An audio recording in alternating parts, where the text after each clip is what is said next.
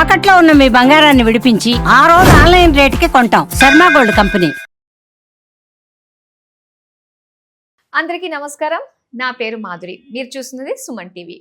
మనము ప్రతి ఒక్కళ్ళు కూడా ఏ పని చేసినా కూడా ఈ రోజు మనకి ఎలా ఉండబోతుంది అని ఆ రోజు యొక్క దిన ఫలాలు మనం చూసుకుని చాలామంది ఆ పని మీద వెళ్తూ ఉంటారు. అది ప్రతి ఇళ్లలో కూడా మనం చూస్తూ ఉన్నాం. మరి అలాంటిది ఇప్పుడు మనం పక్ష ఫలితాల గురించి తెలుసుకోబోతున్నాం. అంటే మార్చి 15 నుంచి 29 వరకు ఎలా ఉండబోతుంది, ప్రతి ఒక్క రాశి వారు ఎలాంటి జాగ్రత్తలు తీసుకుని ముందడుగు వేస్తే వాళ్ళకి మంచి ఫలితాలు వస్తాయి.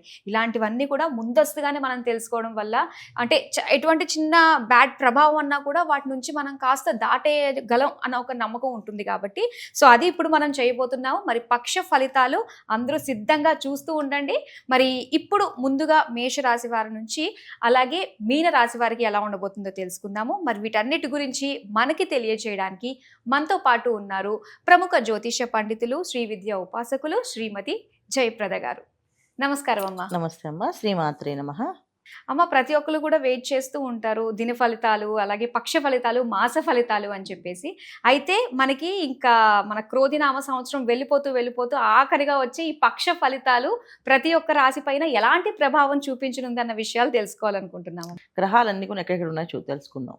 ఎందుకంటే మనకి రాశి ఫలాలు అనేది మనం ఎప్పుడు కొన్ని చూసుకోవాల్సిందంటే మనం మాస ఫలితాలు కానీ, పక్ష ఫలితాలు కానీ, వార ఫలాలు కానీ ఇవన్నీ ఎందుకు చూసుకుంటామంటే వార ఫలాలు వచ్చి చంద్రుడి ప్రభావం, చంద్రుడు ఎక్కడెక్కడ ఏ రాశిలో ఉన్నాడో చూసుకుంటే ఆ వారం అంతా ఎలా ఉంటుంది అనేసి.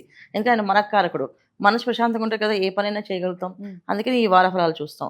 ఈ పక్ష ఫలాలు అనేది ఏంటంటే సూర్య భగవానుడు, రవి భగవానుడు 10-15 రోజులు మారిపోతుంటాయి. అంటే నెల రోజులకి మారుతూ ఉంటాడు ఆయన. 30 రోజులు తిరుగుతాడు ఆయన ఒక రాశి నుంచి ఒక రాశికి. అయితే మనకు వచ్చినప్పుడు ఏమవుతుందంటే 15 రోజులకి ఒక రాశి, 15 రోజులు ఒక రాశిలో ఉంటాడు ఆయన. ఓహో. ఒకే రాశి 30 రోజులు కనిపించడానికి, ఒక రాశి 15 రోజులు, మళ్ళీ 15 రోజులకి ఒక రాశి మారిపోతుంది. అంటే మామూలుగా 30 రోజుల డిగ్రీ ఆయనది, కానీ మనకు వచ్చి చూసుకున్నప్పటికీ 13-14 తారీఖు నుంచి మారుతుంది అనమాట. మనకి నెల ఏంటి 1వ తారీఖు నుంచి 30వ తారీఖు. అక్కడ వీళ్ళు సూర్య భగవాన్ మారేది ఏంటి, ఇప్పుడు మనకి మామూలుగా చూసుకుంటే మకర సంక్రమణం అంటే ఏంటి, మకర రాశిలో 14వ తారీఖు సంక్రాంతి వస్తుంది. అక్కడ రవి ప్రవేశిస్తారు మకర రాశిలో. సో అక్కడ ఉత్తరాయణ పుణ్యకాలం వస్తుంది. అంటే ఇక్కడ ఏమైంది, రవి వచ్చింది కరెక్ట్గా నెల రోజులకి ఆయన అక్కడ ఉంటాడు రాశిలో. అయితే ఆయన వచ్చింది ఇక్కడ 14వ తారీఖు వచ్చాడు. ఇప్పుడు మనకి 15 రోజులు అయిపోయిన తర్వాత వచ్చాడు ఆయన. అలా ఏంటంటే ప్రతి రవి ఈ పక్ష ఫలితాలు ఎందుకు చూసుకుంటాం అంటే రవి ఇలా మారుతుంటారు కనుక ఇలా మారినప్పుడు ఏమవుద్ది, ఒక రాశి మన ముందు ఉండొచ్చు, ఒక రాశి వెనక ఉండొచ్చు ఆయన. సో ముందు రాశి ఉంటే అదృష్టం ఎలా ఉంటుంది, వెనక రాశి ఉంటే అదృష్టం ఎలా ఉంటుంది అని తెలుసుకోవడానికి ఈ పక్ష ఫలితాలు అనమాట. సో మాస ఫలితాలు వచ్చేప్పటికి ఏమవుతుంది, బుధుడు, కుజుడు, శుక్రుడు వీళ్ళు కూడా మారుతారు. ఈ 4 గ్రహాలు మారడం వల్ల ఈ మాస ఫలితాలు అనేది చూసుకుంటుంటాం. ఎందుకంటే మన బుద్ధినిచ్చేవాడు బుధుడు అండ్ ఏ పనైనా చేయాలి అంటే మొండు ధైర్యాన్ని ఇచ్చేది కుజుడు అండి. ఒక పని చేయాలి అంటే ఒక కోరిక ఉంటేనే చేస్తాం, అసలు పని ఎందుకు చేయాలి ఆ రీజన్ ఇచ్చేవాడు శుక్రుడు. సో ఈ 4 గ్రహాలు కదిలినప్పుడు ఈ మాసం అంతా ఈ పనులు అవుతాయి, ఈ పనులు అవ్వవు చెప్పండి మాస ఫలితాలు.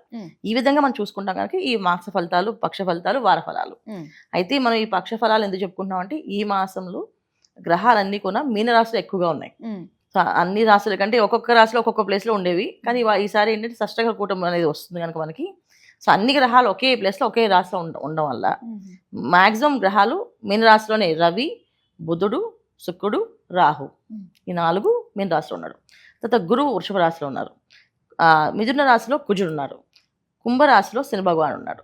సో ఇలా ఉండడం వల్ల ఏంటంటే కొన్ని రాశులకి యోగాలు బాగున్నాయి, కొన్ని రాశులకి కాస్త జాగ్రత్తగా ఉండాల్సిన పరిస్థితి ఉంది. అది మనం చెప్పుకుందాం. అమ్మ, మరి పక్ష ఫలితాల్లో భాగంగా కన్యా రాశి వారికి ఎలా ఉండబోతుంది అంటారు? తప్పకుండా కన్యా రాశి వాళ్ళకి ఈ పక్ష ఫలితాలు చాలా బాగుంది అని చెప్పుకోవచ్చు. ఎందుకంటే బాగుంది అని ఎందుకు కొంచెం గ్యాప్ ఇచ్చి చెప్పానంటే రాశిలో కేతు ఉన్నాడు వీళ్ళకి. కన్యా రాశిలో పాపగ్రహం అని కాదు, కన్యా రాశిలో పాపగ్రహం యొక్క కేతు ఖచ్చితంగా. కాకపోతే కన్యా రాశిలో ఉంటే ఏమవుతుందంటే వీళ్ళు ఎంత జోయిల్గా ఉందో అనుకుంటారో అంత కట్ చేస్తుంటాడు ఆయన. సో ఎంజాయ్ చేయనీడు. ఇప్పుడు ఒక ప్రమోషన్ వచ్చింది, మీకు ఒక మంచి ప్రమోషన్, మంచి ఆఫర్ లెటర్తో జాబ్ వచ్చింది, మీరు ఖచ్చితంగా ఎగిరికి ఎంత వేయాలి కదా, కనీసం హ్యాపీగా ఫీల్ అవ్వాలి కదా. అది చేయరు అనమాట. ఎదురు ఎక్స్పెక్ట్ చేస్తూ ఉంటారు, ఎందుకు చేయట్లేదు ఈవిడ, ఇంత అంటే ఇది ఆఫర్ లెటర్ నచ్చిందా నచ్చలేదా, ఎందుకు చేస్తుంది అంటే అది మీకే తెలియదు ఎందుకు చేయలేకపోతున్నాను. సో అదే ఈ కన్యా రాశి వాళ్ళకి పరిస్థితి. వీళ్ళకి వీళ్ళ జీవితంలో వీళ్ళకి అన్ని బాగున్నప్పటికీ కూడా దాన్ని బాగుంది అని స్వీకరించలేకపోతారు. ఇది నాకు అనుకూలంగా జరిగింది కూడా స్వీకరించలేరు. అలాంటి పరిస్థితి ఇప్పుడు కేతు ఉండడం వల్ల అక్కడ. సో ఈ 15 రోజులు కూడా కేతు మే వరకు ఉంటాడు కనుక సో ఈ 15 రోజులు చాలా బ్రహ్మాండంగా ఉంది వీళ్ళకి. కానీ వాళ్ళు దాన్ని అనుభవించాలి అంటే అది ఎంతో డెప్త్కి వెళ్తే కానీ ఆయన అది ఇవ్వడం ఆనందాన్ని. ఇది ఈ రాశి వాళ్ళకు ఉన్న మెయిన్ ముఖ్యం. సో ముఖ్యంగా ఏంటంటే ఉద్యోగస్తులకి వ్యాపారస్తులకి ప్రమోషన్లు వచ్చే అవకాశాలు ఎక్కువగా ఉన్నాయి.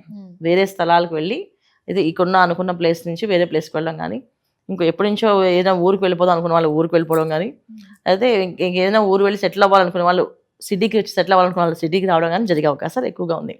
స్థలం అనేది మార్పు అనేది వీళ్ళకి జరుగుతుంది కన్యారాశి వాళ్ళకి. ఆ స్థల మార్పు అనేది ఎంత ప్రమాణం జరుగుతుంది అంటే ఇది వాళ్ళు నిజంగా అది మాకు మంచిగా చెడు అనేది వాళ్ళే తెలియకుండా ఉంటుంది, కానీ మంచికి వాళ్ళ మార్పు అనేది జరిగేది వాళ్ళకి మంచి కోసమే. అయితే ఏంటంటే దాన్ని అనుభవించడానికి వీళ్ళకి అంత అనుకూలంగా అనిపించదు. దానికి తోడు ఏంటంటే వీళ్ళకి మీనరాశిలో 4 గ్రహాలు కలిసి ఉండడంతో ఒకేసారి స్తంభించినట్టు అయిపోతుంది ఆలోచనలు అన్ని కూడా. ఎందుకంటే రాశాధిపతి ఎప్పుడైతే బుధుడు రాహుతో కలిసి ఉన్నారో, శుక్రుడితో కలిసి ఉన్నాడో, రవితో కలిసి ఉన్నారో, ఈ కలిసి ఈ ఉండడం వల్ల ఏమవుతుందంటే ఇది రైట్ ఇది రాంగ్ అని చెప్పుకోలేకపోయిన పరిస్థితి ఉంటుంది వాళ్ళకి. సో వీళ్ళకి ఎవరైనా ఒక తోడు ఉండి వాళ్ళు గైడ్ చేయాలి. సో వాళ్ళు గైడ్ చేసి కాదు ఇది కరెక్ట్, ఇప్పుడు తీసుకునే నిర్ణయం కరెక్ట్, నువ్వు చెప్పింది చేయి, నువ్వు ఫాలో అవ్వు అని చెప్పి వాళ్ళని ఫాలో అవ్వడం వల్ల వీళ్ళకి పనులు జరుగుతాయి. సో ఎవరైనా వీళ్ళకి స్నేహితులు కానీ లేకపోతే భార్యాభర్తల్లో భార్య కానీ భర్త కానీ తోడుగా ఉండి నిర్ణయాలు వాళ్ళ నిర్ణయాలు వీళ్ళ సొంత నిర్ణయాలు ఏవి పనికిరావు. వీళ్ళు సొంతంగా ఏం ఆలోచించినా అది ఏదో ఒక రాంగ్ రూట్కి వెళ్తుంది తప్ప రైట్ రూట్కి అయితే వెళ్ళదు. అది ఏదో ఒక ఇబ్బంది పెట్టేదానికి. సో భార్య కానీ ఎవరైనా స్నేహితులు కానీ సహాయం ఇస్తే మాత్రం ఖచ్చితంగా మంచి రూట్కి వెళ్తుంది. వీళ్ళకి సాయం చేసేవాళ్ళు ముఖ్యం ఇప్పుడు. సో వీళ్ళతో అంటే సాయం అంటే మాట సహాయం చేయడం వాళ్ళు, ధైర్యం చెప్పేవాళ్ళు, మేము ఉన్నాం నడిపించే వాళ్ళు కావాలి ఈ కన్యారాశి వాళ్ళకి. కానీ ఉన్నా లేకపోతే వీళ్ళకి బాగుంటుంది, కానీ వాళ్ళు అది అనుభవించలేరు కదా, ఆ విషయం వాళ్ళకి తెలియదు. ఇది నిజంగా నాకు బాగుంది అనుకోవడానికి వాళ్ళకి తెలియట్లేదు ఆ విషయం. అందుకని ఖచ్చితంగా తోడుండి ఇది కరెక్టే రా తీసుకోండి నిర్ణయం అంటే పర్ఫెక్ట్ అనమాట. సో అది కన్యారాశి వాళ్ళకు ఉన్న పరిస్థితి అవస్థ ఈ మాసం ఈ పక్షం అంతా వీళ్ళకి.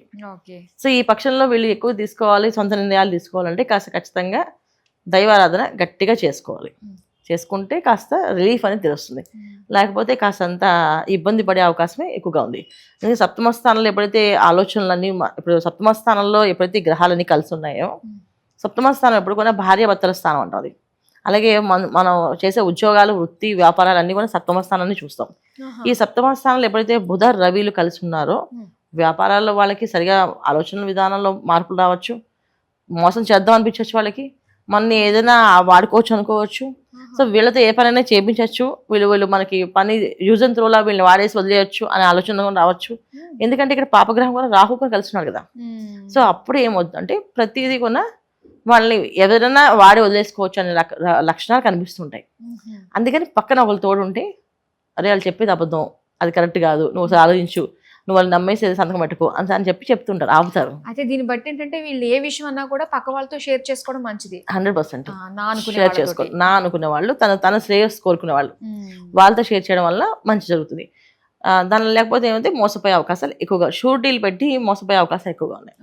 అందుకని జాగ్రత్తగా ఉండాల్సిన అవసరం ఈ పక్షంలో వీళ్ళు కన్యారాశి వాళ్ళు తీసుకున్న ముఖ్య జాగ్రత్తలు ఏంటంటే షూరిటీలు పెట్టకూడదు, షూరిటీ లోన్స్ తీసుకోకూడదు. ఏదైనా బిజినెస్ ట్రాన్సాక్షన్స్ అయినప్పుడు ఏం జరుగుతుందో క్లియర్గా తెలుసుకోవడం, ఆ అగ్రిమెంట్స్ మీద సంతకాలు పెట్టినప్పుడు చదవడం అది ఏంటి అని చెప్పేసి. అలాగే లోన్స్ విషయంలో ఇంటి విషయంలో ఈ స్థలం మేము కొంటున్నాం అంటే మీకు అమ్మేస్తాను చెప్పి వాళ్ళు అగ్రిమెంట్ తీసుకుని డబ్బులు తీసుకొని వెళ్ళిపోతారు. సో వీళ్ళకి ఆ ల్యాండ్ రాదు, ఆ ల్యాండ్ వాళ్ళది కాదు అసలు. అప్పుడు అగ్రిమెంట్ ఏం చేసుకుంటారు? ఇప్పుడు ల్యాండ్ వాళ్ళది కానప్పుడు వీళ్ళు అగ్రిమెంట్ రాసుకుంటే మాత్రం ఉపయోగం ఏముంది? అగ్రిమెంట్ ఏం చేయాలి? ల్యాండ్ ఓనర్ వాళ్ళు కానప్పుడు అలాంటి పరిస్థితి కూడా ఉంది కనుక 10 సార్లు ఆలోచించి పక్క వాళ్ళతో సలహా తీసుకొని చేయాలి ఈ కన్యారాశి వాళ్ళు ఈ పక్షంలో. ఇది వీళ్ళు తీసుకోవాల్సిన జాగ్రత్తలు. ఇక విద్యార్థుల విషయంలోకి వచ్చినప్పటికి ఏమవుతుందంటే విద్యార్థులు కష్టపడి చదవాల్సిందే.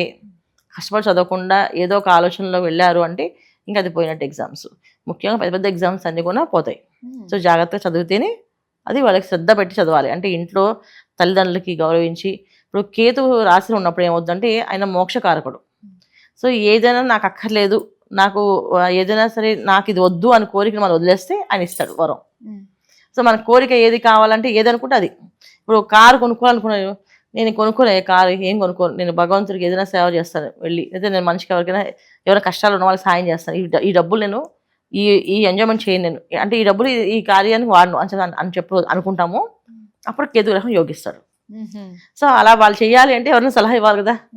తెలియకుండా కొన్ని చేయాలి అంటే కూడా అక్కడ ఎవరన్నా ఖచ్చితంగా ఈ గుడికి చందా ఇవ్వండి, ఈ డొనేషన్స్ ఇవ్వండి అని చెప్పేసి వీళ్ళు అన్నదానానికి ఎక్కువగా కడుతూ ఉంటే పనులు అవుతుంటాయి. సో ఎక్కువగా వీళ్ళు ఏదైనా పని అవ్వాలంటే వాళ్ళ పేరున అన్నదానాన్ని కట్టడం, గుళ్ళో కాస్త వాళ్ళ పేరున అభిషేకం చేయించడం, అభిషేకానికి అక్కడ అయిన ప్రసాదాలు వాటికి డబ్బులు కట్టి ప్రసాదాలు దేవుడు నైవేద్యం పెట్టించడం, ఆ ప్రసాదాలు పంచడం. అన్నదానం చేయొచ్చు, అయితే ప్రసాదాలు కట్టి ప్రసాదాల డబ్బులు ఏదైతే కడతామో దేవుడికి పెడతామో అది కూడా అన్నదానం కింద వస్తుంది వీళ్ళకి. సో అలా కూడా చేసుకోవచ్చు. ఈ విధంగా వీళ్ళు చేసుకుంటూ వెళ్ళడం. లేదా అంత స్తోమత లేదంటే వీళ్ళే ఇంట్లో శనగలు నానబెట్టి ఉడికించి తాలింపు వేసేసి దేవుడి దగ్గర నైవేద్యం పెట్టి పంచడం గుళ్ళో, అలా కూడా చేయొచ్చు. సో స్తోమత ఉన్న వాళ్ళు అలా చేసుకోవచ్చు, స్తోమత లేని వాళ్ళు ఇలా చేసుకోవచ్చు. ఈ విధంగా చేసుకుంటూ వెళ్తే బుద్ధి ప్రచోదయం అయ్యి వాళ్ళకి పనులన్నీ అవుతాయి. ఈ విధంగా చేయాలి. ఓకే అమ్మ, కన్య రాశి వారి ఫలితాల గురించి తెలియజేసినందుకు ధన్యవాదాలు. నమస్తే అమ్మ. శ్రీమాత్రే నమః.